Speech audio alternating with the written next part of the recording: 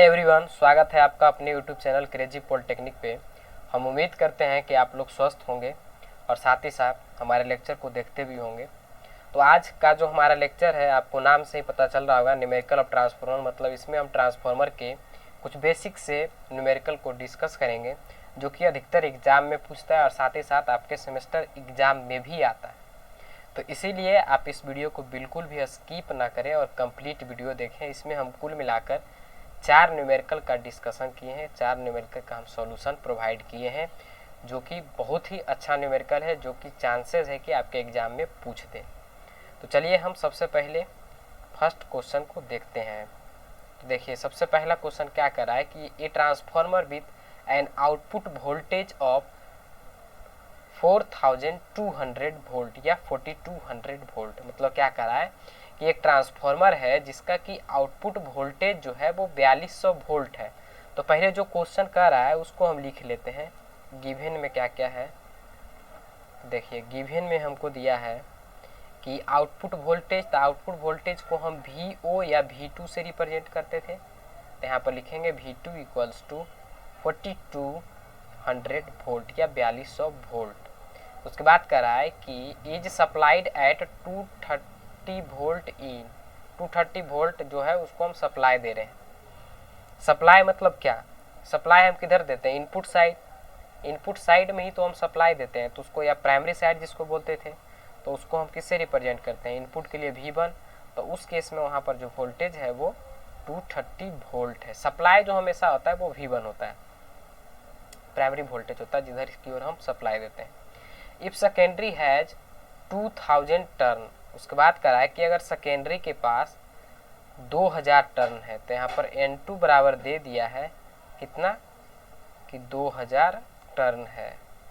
तो अब आपसे पूछ रहा है कि कैलकुलेट करें the number of primary turn. तो आपसे पूछ रहा है क्या, प्राइमरी टर्न को कैलकुलेट करने के लिए, तो मतलब N1 इक्वल्स टू वाट आपसे ये पूछा है। तो हम जानते क्या हैं, आपको हम पढ़ाए भी थे, ट्रांसफॉर्मेशन रेशियो ऑफ ट्रांसफॉर्मर। अगर आप लोग नहीं पढ़े तो हमारे प्रीवियस वीडियो जो भी है ट्रांसफॉर्मर का उसको देख लीजिए। एक तो देखिए हम आप लोग के लिए बहुत ही शॉर्ट में सारा वीडियो को प्रोवाइड किए हैं with full concept, complete concept उसमें है। अगर आप वह वीडियो को देखते हैं तो आपका जो कॉन्सेप्ट है वो क्लियर होगा और इससे ज़्यादा कहीं भी नहीं पूछेगा। आपको डिप्लोमा लेवल का जो भी एग्ज़ाम है उसमें इससे आगे कहीं नहीं पूछेगा। आपका यूपी PCL हो गया, RRB JEE हो गया, ये सब जो भी एग्ज़ाम है उसमें इससे हटकर इसका लेवल से एक्स्ट्रा नहीं पूछने जा रहा है, जितना कि हम वीडियो में बता दिए। तो वैसे आपकी इच्छा, आप चाहे तो देखें, नहीं इच्छा है तो नहीं भी देखें, हम क्या उसमें कर सकते हैं। लेकिन हम यही कहेंगे कि आप लोग देखिए। तो वहाँ पर हम ट्रांसफॉर्मेशन रेशियो के बारे में बताए हुए हैं। तो यहाँ पर हम देखिए बताते हैं कि ट्रांसफॉर्मेशन रेशियो सबसे पहले लिखेंगे कि एज वी नो डैट, जैसा कि हम लोग जानते हैं, एज वी नो डैट क्या, from transformation ratio, from transformation ratio, from transformation ratio क्या हम लोग जानते हैं, तो हम लोग जानते हैं कि V1 अपॉन में V2 equals to N1 upon में N2 इक्वल्स टू क्या, इक्वल्स टू I2 अपॉन में I1। ये हम लोग जानते हैं। ये जो होता है वो ट्रांसफॉर्मेशन रेशियो होता है। तो हमें जो रिक्वायरमेंट है वो सिर्फ इतना ही है। इस क्वेश्चन के लिए हमारा जो रिक्वायरमेंट है वह बस ये दोनों रिलेशन हमको फुलफिल कर देगा। तो यहाँ पर से क्या होगा कि लिखेंगे V1 अपॉन में V2 equals to N1 upon में N2। अब बस सिर्फ हमको वैल्यू पुट कर देना है। तो यहाँ पर हम इसको इस तरीके से भी लिख सकते हैं ना कि पहले हम यहाँ लिख दें N1 अपॉन में N2 equals to V1 upon में V2। आप लोग को तो कोई दिक्कत नहीं होगा इससे। तो यहाँ से अगर हम N1 का वैल्यू निकालें तो हम क्या लिख सकते हैं, ये दोनों आप ये और ये आपस में क्रॉस मल्टीप्लाई हो जाएगा।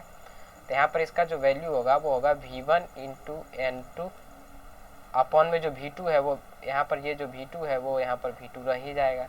यहाँ पर लिख देंगे V2। अब बस सिर्फ आपको इसमें वैल्यू पुट करना है। तो V1 का वैल्यू कितना दिया हुआ है, तो V1 का वैल्यू हमें दिया है 230 वोल्ट इंटू N2 का वैल्यू देख लीजिए क्या दिया है, N2 का वैल्यू हमारा दिया है 2000, तो यहाँ पर लिख देंगे 2000 दिया है, या 2000 जिसको बोलते हैं वही हुआ। और यहाँ पर V2 का वैल्यू हमें दिया है 4200 वोल्ट। तो यहाँ पर देखिए 2 शून्य ख़त्म कर देंगे, यहाँ पर हो जाएगा 10 दूना का 20, 21 दूना का 42। उसके बाद इसको आप कैलकुलेट करिएगा तो इसका वैल्यू जो आएगा अपॉन में 21 करेंगे तो इसका जो वैल्यू आएगा वो आएगा, एग्जैक्ट वैल्यू हम आपको बताते हैं कैलकुलेट करके कितना आता है। तो इसका वैल्यू जो आता है वो आता है 109, इसका वैल्यू जो आता है वो क्या आता है, तो 109.52 टन। तो इसको आप 109 अप्रॉक्स में कर सकते हैं, 100 इतना नहीं तो अप्रॉक्स में 110 कर सकते हैं, कोई दिक्कत नहीं है, ठीक है। तो इस तरीके से हम पहला जो क्वेश्चन था उसका सॉल्यूशन कर दिए। आप लोग को उम्मीद करते हैं कि कोई दिक्कत नहीं हुआ होगा, आप लोग को कोई भी दिक्कत इस क्वेश्चन में नहीं हुआ होगा। अब हमारा जो है वो देखिए नेक्स्ट क्वेश्चन सेम ही फार्मूला पर है, बस यहाँ पर वैल्यू चेंज है तो, और क्वेश्चन का लैंग्वेज थोड़ा चेंज है। तो देखिए क्या करा है कि a single phase transformer has 800 turn. पहले जो हमको क्वेश्चन कर रहा है वो हम सीधे लिख देंगे। पहले हम लिखते हैं गिवन में हमें दिया क्या है, तो कह रहा है कि a single phase transformer has 800 turn in primary, मतलब कि प्राइमरी में जो हमारा टर्न है वो 800 है, तो यहाँ पर लिख देते हैं N1 = 800। उसके बाद कह रहा है एंड 200 टर्न इन सेकेंडरी, मतलब सेकेंडरी में, सेकेंडरी को हम N2 से रिप्रेजेंट करते थे, सेकेंडरी का जो बाइंडिंग था उसको N2 से रिप्रेजेंट कर रहे थे, तो वहाँ पर इसका वैल्यू कितना दिया हुआ है 200, इतना टर्न है, ठीक है। उसके बाद कह रहा है कि if the primary voltage will be 110 volt, मतलब कह रहा है क्या कि प्राइमरी वोल्टेज V1 का जो वैल्यू है वो दिया है 110 वोल्ट, तब करा है देन फाइंड, ए में करा है सेकेंडरी वोल्टेज, बी में करा है वोल्टेज पर turn in primary and secondary. तो सबसे पहले जो हमारा पहला है उसको हम देख लेते हैं, क्वेश्चन नंबर ए। तो फॉर क्वेश्चन ए के लिए हम देखते हैं, हम लोग क्या जानते हैं ट्रांसफॉर्मेशन रेशियो से, ट्रांसफॉर्मेशन रेशियो से हम लोग जानते हैं क्या, हम लोग जानते हैं कि V1 अपॉन में V2 equals to N1 upon में N2 और इक्वल्स टू होता है I2 अपॉन में I1, तो वो उसका तो हमको कोई लेना देना नहीं, हमको यही फार्मूला से बन रहा है। तो यहाँ पर हम बस वैल्यू पुट करेंगे। तो यहाँ पर हमको निकालना क्या था कि V2 सेकेंडरी का वोल्टेज हमें निकालना था। तो यहाँ पर इस तरीके से हम लिख सकते हैं ना कि देखिए, एक मिनट देखिए आप, ये दोनों को जब हम क्रॉस मल्टीप्लाई करेंगे तो इसका वैल्यू क्या हो जाएगा, इसका हो जाएगा V1 में V1 × N2 लिखेंगे। अब ये दोनों को जब मल्टीप्लाई कर देंगे तो इसका वैल्यू क्या होगा V2 × N1। यहाँ से हमें निकालना क्या है V2, तो V2 = क्या लिखेंगे V1 × N2 अपॉन में N1, बस इसका वैल्यू पुट कर दीजिए, आपका आंसर आ जाएगा। V1 का वैल्यू कितना है 110 इंटू N2 का वैल्यू कितना है 200 अपॉन में इसका जो वैल्यू है वो 800 हो जाएगा। अब देखिए इसको जब आप कैलकुलेट करिएगा तो आप लोग के पास तो एग्जाम में कैलकुलेटर है, कैसियो रहेगा, यहाँ पर आप इसको वैल्यू आसानी से निकाल सकते हैं। तो इसका वैल्यू आपका कैलकुलेटर में आ जाएगा, देखिएगा करके तब 27.5 वोल्ट। तो ये हमारा ए जो क्वेश्चन नंबर ए था उसका सोल्यूशन हो गया। अब क्वेश्चन नंबर बी सोल्यूशन के लिए देखिए, क्वेश्चन क्या करा कि वोल्टेज पर टर्न इन प्राइमरी, मतलब वोल्टेज अपॉन में टर्न किसका, तो प्राइमरी का। तो यहाँ पर लिख देते हैं वोल्टेज अपॉन टर्न प्राइमरी का। तो यहाँ पर बस जो कर रहा है क्वेश्चन वो लिख दीजिए। प्राइमरी में वोल्टेज हमको कितना मिला था 110, तो यहाँ पर लिख देंगे 110 अपॉन में प्राइमरी का टर्न कितना था, प्राइमरी का टर्न 800। तो यही हमारा आंसर हो गया पहला। दूसरा इसी में करा है कि सेकेंडरी का, तो लिखेंगे क्या वोल्टेज और यहाँ पर अपॉन में टर्न किसका, तो यहाँ पर लिख देंगे सेकेंडरी का। तो सेकेंडरी के लिए क्या हो जाएगा, यहाँ पर ऐसे भी इस लिख सकते हैं कि secondary voltage upon secondary turn. तो यहाँ पर देखिए सेकेंडरी वोल्टेज हम निकाले कितना 27.5 वोल्ट इतना था, और टर्न इसका कितना था, तो आप देखिए कि N2 का जो हमारा टर्न है वो है 200। तो ये हमारा हो गया दोनों का आंसर। हम उम्मीद करते हैं कि आप लोग को ये क्वेश्चन भी अच्छे से समझ में आ गया होगा। आप प्रैक्टिस कीजिएगा और बहुत सारे क्वेश्चन बुक से लेकर आप लोग का कॉन्सेप्ट क्लियर हो जाएगा। देखिए आप लोग को पढ़ना तो है ही, या तो अभी पढ़िए, नहीं तो जब आपका 6 सेमेस्टर ख़त्म हो जाएगा तब पढ़िएगा। लेकिन अगर आप 6 सेमेस्टर के बाद जब पढ़ने जाइएगा तो वहाँ पर आपको 20,000 से कम फीस नहीं लगेगा। एक साल में ही, 1 साल या 9 महीना जो 8-10 महीना लेता है, उसमें आपका पूरा सिलेबस ख़त्म कर देगा। जब आपके पास 12 एक साल में, जब देखिए कुल मिलाकर आपको कोर पेपर 2 साल पढ़ना था, तो मतलब कुल मिलाकर कितना था, 24 मंथ। 24 मंथ में आपको पढ़ाया गया था कितना सब्जेक्ट, लगभग 5 20 सब्जेक्ट आप लोग पढ़े होंगे अप्रॉक्स। जब आपको 24 महीना में 20 सब्जेक्ट आप नहीं पढ़ पाए, तो आप लोग 12 महीना में कैसे ये सारे सब्जेक्ट को पढ़ पाएंगे। ऊपर से जब आप वहाँ पर जब क्लास लीजिएगा एडमिशन, तो आपको 8 से 10 घंटा तो पहले वो क्लास में पढ़ाएंगे। उसके बाद आप घर आइएगा, खाइएगा, रिलैक्स करिएगा, फिर आपका दिन ख़त्म हो जाएगा। मतलब ये जो 20,000 है वो कंप्लीट डूबने वाला है। इससे बढ़िया ये है कि अभी से ही आप लोग तैयारी करिए। RK राजपूत का जो भी क्वेश्चन है ट्रांसफार्मर का, उसको लगाइए, वहाँ पर जो दिक्कत होता है तो वो पूछिए, हम उसको कोशिश करेंगे बनाने का। और साथ ही साथ अपना जो तैयारी है वो शुरू रखिए। सेमेस्टर तो एग्ज़ाम पास कर ही जाइएगा। सेमेस्टर एग्ज़ाम के लिए तो सिर्फ क्वेश्चन बैंक पे अगर आप पढ़ लीजिएगा सही से तो आपका एग्ज़ाम क्लियर हो जाएगा। लेकिन आगे के लिए भी तो कुछ सोचना है। तो आगे के लिए आप लोग को जितना भी हम पढ़ा रहे हैं उतना पढ़िए। अधिकतर क्वेश्चन आप जो UP PCL JE है, RRB JE का आप देखिएगा प्रीवियस ईयर निकाल के, तो आपसे बनेगा ट्रांसफार्मर का क्वेश्चन। जितना अगर हम बता दिए उतना अगर आप पढ़ लिए हो तो आपका ट्रांसफार्मर का क्वेश्चन बनेगा। अब देखिए इसका नेक्स्ट वीडियो में हम सोच रहे हैं कि ट्रांसफार्मर और DC मशीन दोनों का फार्मूला का एक वीडियो ले आएंगे, जिसमें कि सारा फार्मूला जिससे कि न्यूमेरिकल बनता है वो हम डिस्कस कर लेंगे एक ही वीडियो में, सारा फार्मूला को। तो आपका फार्मूला भी एक जगह हो जाएगा, और साथ ही साथ आप जब न्यूमेरिकल बनाने बैठिएगा तो वो फार्मूला को सामने में रखिएगा तो आसानी से आप बना सकते हैं। अब देखिए हम इसी में जो हमारा नेक्स्ट क्वेश्चन है थर्ड, वो देखते हैं। तो थर्ड क्वेश्चन हमारा क्या कर रहा है, पहले देखिए थर्ड क्वेश्चन क्या कर रहा है कि ये सिंगल फेज ट्रांसफार्मर, एक सिंगल फेज ट्रांसफार्मर है जिसमें कि प्राइमरी है 350 प्राइमरी में टर्न है, और 1050 जो है वो सेकेंडरी का टर्न है। तो पहले गिवन जो है वो हम लिख लेते हैं। गिवन में क्या दिया है कि N1 का जो वैल्यू है वो दिया है 350, N2 का जो वैल्यू है वो दिया है 1050। उसके बाद करा है कि इसका जो cross sectional net cross sectional area जो है कोर का वो है 55 सेंटीमीटर स्क्वायर। मतलब एरिया जो दिया है वो दिया है 55 सेंटीमीटर स्क्वायर, और हमें एरिया चाहिए क्या, मीटर स्क्वायर में। इसको हम इस तरीके से लिख सकते हैं 55 × 10⁻⁻⁴। ये 10⁻⁻⁴ हम कहाँ से लाएँ, यहाँ पर इसको देखिए आप ऐसे लिख सकते हैं 55 × सेंटीमीटर × सेंटीमीटर। अब इसको जब सेंटीमीटर को हम मीटर में बदलेंगे तो इसको लिखेंगे क्या, 100 से इसको डिवाइड करेंगे। तो इसका मतलब क्या हो गया, इसका वैल्यू जो हो गया 10⁻⁻²। यहाँ पर उसी के अनुसार फिर यहाँ देखिए सेंटीमीटर का 100, तो यहाँ से भी हो गया 10⁻²। तो ओवरऑल इसका वैल्यू कितना हो गया 10⁻⁻⁴। तो यही वैल्यू यहाँ पर 10⁻⁻⁴ का हम लिखे हैं।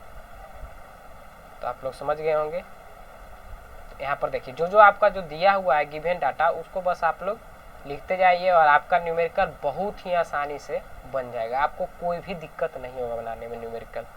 अब देखिए जो न्यूमेरिकल से डर लगता है वो दूर हो जाएगा जब आपको फार्मूला याद रहता है। और एक बात और आप लोग जानिए कि अगर आपका न्यूमेरिकल, अगर आपका कॉन्सेप्ट न्यूमेरिकल का क्लियर होता है तो न्यूमेरिकल से ही आपका जो है थ्योरी का भी जो कॉन्सेप्ट है वो क्लियर होगा। अगर आपको न्यूमेरिकल अच्छी तरीके से आप लोग बना ले रहे हैं तो इसका मतलब है कि आपका जो थ्योरी है वो कंप्लीट आपका जो है उसका कॉन्सेप्ट आपके पास आ गया है। तो अगर आपको अपना कॉन्सेप्ट को इन्हेंस करना है तो इसके लिए आपको न्यूमेरिकल बनाना पड़ेगा। न्यूमेरिकल से आप लोग दूर नहीं भाग सकते हैं। यहाँ तक आप लोग लिख लिए। अब देखिए क्या करा है कि the primary binding be connected to 400 volt. मतलब कह रहा है कि प्राइमरी बाइंडिंग को हम 400 वोल्ट से कनेक्ट करते हैं। मतलब V1 का वैल्यू हमारा दे दिया है 400 वोल्ट। अब कह रहा है कि इसका जो फ्रीक्वेंसी है वो 50 हर्ट्ज है। तो यहाँ पर जो F जो है वो दिया है 50 हर्ट्ज। तो हमें कैलकुलेट क्या क्या करना है, सबसे पहले हमें कैलकुलेट करना है मैक्सिमम फ्लक्स डेंसिटी। मतलब क्या फ्लक्स डेंसिटी मतलब क्या, बी मैक्स को हमको निकालना है, बी मैक्स को हमको निकालना है। यहाँ पर ये जो वैल्यू है इसको यहीं पे लिख देते हैं 55 इंटू 10⁻⁻⁴ मीटर स्क्वायर। यहाँ पर से इसको हम हटा देते हैं तो हमारा स्पेस बच जाएगा। अब देखिए सबसे पहले जो हम करेंगे उसका हम क्वेश्चन नंबर जो इसका है 3 का, उसका हम बी पार्ट करेंगे। तो ये पार्ट तो आप लोग इसमें मास्टरमाइंड हो गए होंगे निकालने के लिए कि आसानी से आप निकाल सकते हैं voltage induce in secondary winding. किससे, तो हम इसमें ज़्यादा लैंग्वेज नहीं लिखेंगे, डायरेक्ट लिख रहे हैं ट्रांसफॉर्मेशन रेशियो से, ताकि जैसे आप पीछे लिख के बनाते थे वैसे आप लोग यहाँ पर भी बनाइएगा। ट्रांसफॉर्मेशन रेशियो से हम लोग क्या जानते हैं, हम लोग जानते हैं कि V1 अपॉन में V2 equals to N1 upon में N2। यहाँ से V1 का वैल्यू तो हमें पता है 400 वोल्ट है, V2 का वैल्यू हमें निकालना है। सेकेंडरी देखिए, सेकेंडरी बाइंडिंग का वोल्टेज इंड्यूस करा है निकालने के लिए V2 का वैल्यू या E2 जिसको कहते हैं हम लोग। तो यहाँ पर 400/V2 लिखेंगे। यहाँ पर N1 का वैल्यू जो हमारा है वो कितना है 350, यहाँ पर से देखिए 350, और अपॉन में N2 का वैल्यू जो हमारा है वो 1050। तो यहाँ से हम लोग इसको क्या कर सकते हैं कि 350 V2 इक्वल्स टू 1050 इंटू 400। तो यहाँ से हम V2 का वैल्यू निकालेंगे तो इसका वैल्यू आएगा 1050 इंटू 400 अपॉन में 350 डिवाइड चल जाएगा 350। तो कैलकुलेटर से जब आप इसका वैल्यू निकालिएगा तो इसका वैल्यू आएगा, हम निकाल के एक बार बता देते हैं कि इसका वैल्यू कितना आएगा। तो इसका वैल्यू आपको आएगा लगभग 1200 वोल्ट। आप लोग कैलकुलेट करके देख लीजिएगा, आ जाएगा। अब यहाँ पर देखिए हमको एक बहुत अच्छा कॉन्सेप्ट को डिस्कस करना है। वैसे हम लगता है शायद बताए होंगे जब ट्रांसफार्मर का ईएमएफ इक्वेशन पढ़ा रहे होंगे तो बताए होंगे, अगर नहीं भी बताए होंगे तो यहाँ पर हम देख लेते हैं कि क्या था वो कॉन्सेप्ट। तो देखिए हम लोग जानते हैं ट्रांसफार्मर से कि ई जनरेटेड, इसका वैल्यू हमें क्या आया था 4.445 maximum flux into F into में N1, यही हम लाए थे इसका वैल्यू Eg का। अब आप लोग एक चीज़ और जानते होंगे कि फ्लक्स डेंसिटी के बारे में आप लोग पढ़े होंगे कि फ्लक्स डेंसिटी क्या होता है। वैसे अगर हम 5th सेम का जो सिलेबस शुरू करेंगे वहाँ पर जब एसी मशीन पढ़ाएंगे तो सबसे पहले हम बेसिक इलेक्ट्रिकल जो होता है उसको हम वहाँ पर डिस्कस करेंगे इलेक्ट्रोमैग्नेटिज्म के बारे में। तो वहाँ पर इस बार हम बहुत अच्छे से पढ़ेंगे फ्लक्स डेंसिटी, सब कुछ जानेंगे वहाँ पर क्या होता है।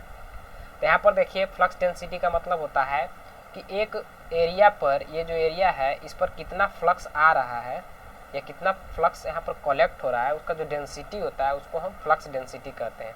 तो यहाँ पर फ्लक्स डेंसिटी को हम लिखते हैं बी मैक्स से या BM से रिप्रेजेंट करते हैं, और इसका जो वैल्यू होता है वो φm मतलब मैक्सिमम फ्लक्स, और जो ये एरिया में आ रहा है उसका वैल्यू तो φm/A।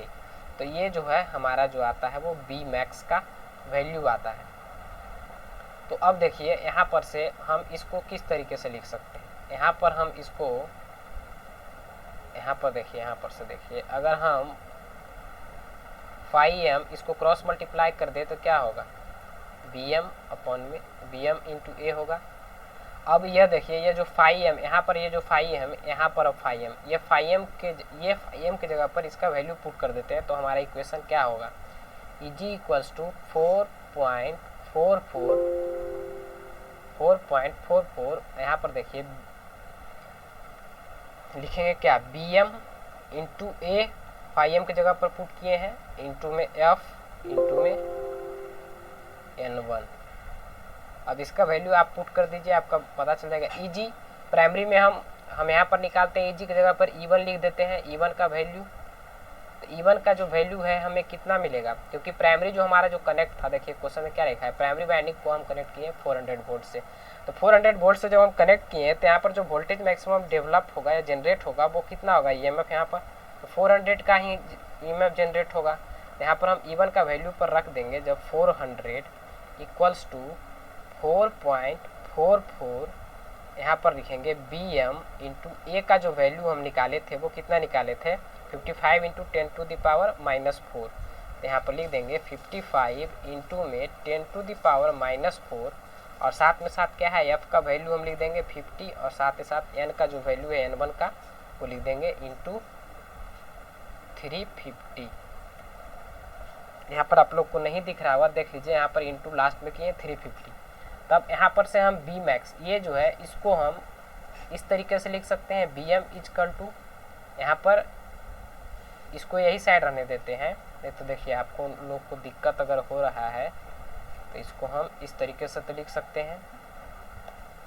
यहाँ पर हम इसको इस तरीके से लिख सकते हैं कि bm बाकी सब मल्टीप्लाई के इधर ही रहने देते हैं 400 अपॉन में जो इधर मल्टीप्लाई में इसके साथ है वो इधर आके डिवाइड होगा, तो इधर जो मल्टीप्लाई में है यहाँ आके डिवाइड होगा, तो यहाँ पर हम डिवाइड कर देते हैं।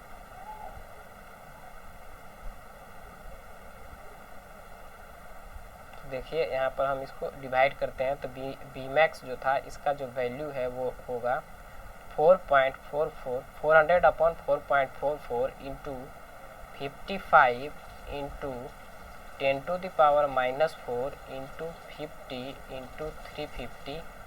तो यहाँ पर से bm का जो वैल्यू आएगा वो आप कैलकुलेटर से कैलकुलेट कीजिएगा, तो आपको जो वैल्यू मिलेगा वो मिलेगा 0.93 टेस्ला, या टेस्ला को हम और क्या लिखते हैं, टेस्ला को लिखते हैं वेबर पर मीटर स्क्वायर। तो ये आपका फाइनल आंसर हो गया। तो देखिए इसमें कह क्या रहा था, सबसे पहले कह रहा था कि एक ट्रांसफार्मर है जिसका प्राइमरी जो है वो 300 है, इसका सेकेंडरी जो है वो 1050 है, इसमें इतना टर्न है। उसको कह रहा है नेट क्रॉस सेक्शनल एरिया जो था यहाँ पर सेंटीमीटर में दिया हुआ था, तो इसको हम बदलेंगे क्या मीटर स्क्वायर में, तो उसके लिए हम डायरेक्टली सेंटीमीटर स्क्वायर को अगर मीटर स्क्वायर में बदलना होगा तो उस कंडीशन में 10⁻⁻⁴ से उस टर्म में मल्टीप्लाई कर देंगे तो वह मीटर स्क्वायर में चला आएगा। उसके बाद कह रहा है कि the primary binding be connected to 400, उसके बाद कह रहा है कि जो प्राइमरी बाइंडिंग है वो उसको हम 400 से कनेक्ट किए 400 वोल्ट से, और यहाँ पर 50 हर्ट्ज का वहाँ पर फ्रीक्वेंसी है। तब हमें फाइंड करना है मैक्सिमम फ्लक्स डेंसिटी और साथ ही साथ voltage induced in secondary binding. तो सेकेंडरी बाइंडिंग के लिए तो हम इसका मास्टरमाइंड हो गए थे, ट्रांसफॉर्मेशन रेशियो से हम सेकेंडरी बाइंडिंग का वोल्टेज निकाल लिए, और साथ ही साथ ईजी का जो फार्मूला था वो 4.44 FM था। यहाँ पर फ्लक्स डेंसिटी का रिलेक्शन निकाल के यहाँ पर फ्लक्स डेंसिटी का वैल्यू को पुट कर दिए। पुट करने के बाद यहाँ पर हम जानते हैं कि प्राइमरी जब कनेक्ट है 400 से, वहाँ पर जो EMF इंड्यूस होगा वो भी 400 वोल्ट का होगा, तो वही यहाँ पर 400 E1 की जगह पर रख दिए। यहाँ पर से फिर हम इसी तरह कैलकुलेट करके बी मैक्स का वैल्यू निकाल लिए। तो उम्मीद करते हैं कि आप लोग को यह क्वेश्चन भी समझ में आया होगा। अब देखिए हमारा नेक्स्ट क्वेश्चन उसी तरह का है, ये आपको प्रैक्टिस के लिए दिया गया है, ये आप लोग अच्छी तरीके से इसको बना लें। देखिए सबसे पहले लिखा हुआ है, ये जो लिखा हुआ है वोल्ट, मतलब इससे हमें पता चल रहा है। सबसे पहले हम लिखेंगे गिवन, मतलब V1 का जो वैल्यू दिया हुआ है वो कितना दिया हुआ है, तो 3300 वोल्ट है। V2 का जो वैल्यू हमें दिया हुआ है वो 250 वोल्ट है। उसके बाद कह रहा है जो जो दिया हुआ है एकदम फटाफट लिखते जाइए। F का जो वैल्यू है वो कितना है, 50 हर्ट्ज है। अब देखिए इसी में कह रहा है सिंगल फेज ट्रांसफार्मर है made on A core having cross sectional area of 125 centimetre. यहाँ पर देखिए एरिया है, एरिया में क्या कहें सेंटीमीटर स्क्वायर, इसको मीटर स्क्वायर में बदलने के लिए 125 इंटू 10⁻⁻⁴ सिर्फ कर देंगे, तो ये जो वैल्यू हो जाएगा वो मीटर स्क्वायर में हो जाएगा। तो यहाँ तक हो गया। अब कह रहा है कि 70 turn on low voltage side. Low voltage side कौन है, ये है सेकेंडरी। तो यहाँ पर वही सेकेंडरी ना बोल के आपको फंसाने के लिए यहाँ पर लो वोल्टेज साइड बोल दिया है। तो यहाँ पर आप लोग डरिएगा नहीं, इससे लो वोल्टेज साइड मतलब सेकेंडरी हो गया, तो मतलब N2 का जो वैल्यू दिया हुआ है वो दिया हुआ है 70 टर्न है। तो हमें फाइंड आउट करना है सबसे पहले बी में क्या कि HV के साइड में जो नंबर ऑफ टर्न है मतलब N1 का वैल्यू हमें फाइंड आउट करना है। दूसरा हमें जो फाइंड आउट करना है वो maximum flux density find out करना है। तो यहाँ पर हम लिखेंगे दूसरा जो हमें फाइंड करना है वो बी मैक्स फाइंड करना है। तो इसके लिए सबसे पहले हम N1 को फाइंड आउट कर लेते हैं, वही ट्रांसफॉर्मेशन रेशियो से।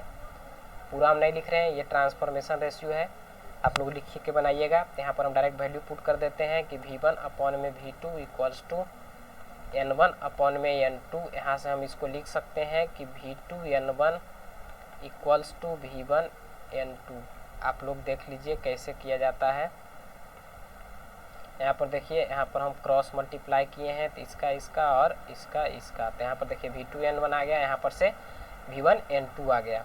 अब देखिए यहाँ पर से हम n1 का वैल्यू निकाल सकते हैं क्या, v1 n2 अपॉन में v2। v1 का वैल्यू हमारा कितना है, तो v1 का वैल्यू हमारा था वो 3300, n2 का जो हमारा वैल्यू था वो था 70, और यहाँ पर v2 का जो वैल्यू था वो था 250। तो यहाँ से हमको n1 का जो वैल्यू मिलेगा वो मिलेगा, आप कैलकुलेट करिए, तो यहाँ पर n1 का जो हमें वैल्यू मिलेगा वो 924 मिलेगा। तो 924 टर्न हमको जो है वैल्यू मिलेगा। तो इतना काम तो हमारा हो गया। अब देखिए जो काम हम Vmax के लिए जो फार्मूला हम निकाले थे, हम यहाँ पर Vmax के लिए जो फार्मूला निकाले थे उसको हम उपयोग करते हैं। तो हम यहाँ पर E2 के लिए लिखते हैं, आप चाहे तो E1 के लिए लिख सकते हैं। E1 को देखिए यहाँ पर डाटा बड़ा है इसलिए हम छोटा डाटा को लिए हैं ताकि कैलकुलेशन हमारा इजी हो। तो E2 का वैल्यू हमारा कितना है 250, तो यहाँ पर लिख देंगे E2 का वैल्यू तो हमें पता है, E2 बराबर क्या है 250 है।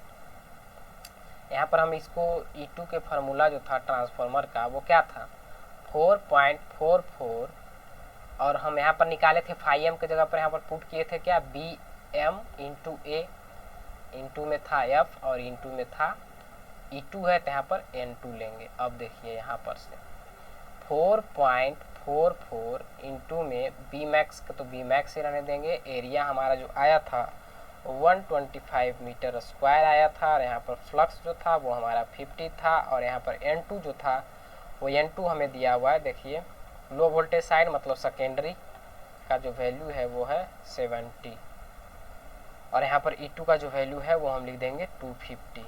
तो यहाँ से हम Bm का वैल्यू निकाल सकते हैं। तो इधर की ओर ही अगर हम Bm को रख दें तब यह हो जाएगा 250 अपॉन में 4.44 इंटू 125 मीटर स्क्वायर इंटू में 50 और इंटू में 70। जब इसको आप कैलकुलेटर से कैलकुलेट करिएगा तो Bm का जो आपको वैल्यू आएगा वो Bm का वैल्यू आएगा 1.28 वेबर पर मीटर स्क्वायर, 1.28 टेस्ला, इसको और क्या कहते हैं वेबर पर मीटर स्क्वायर।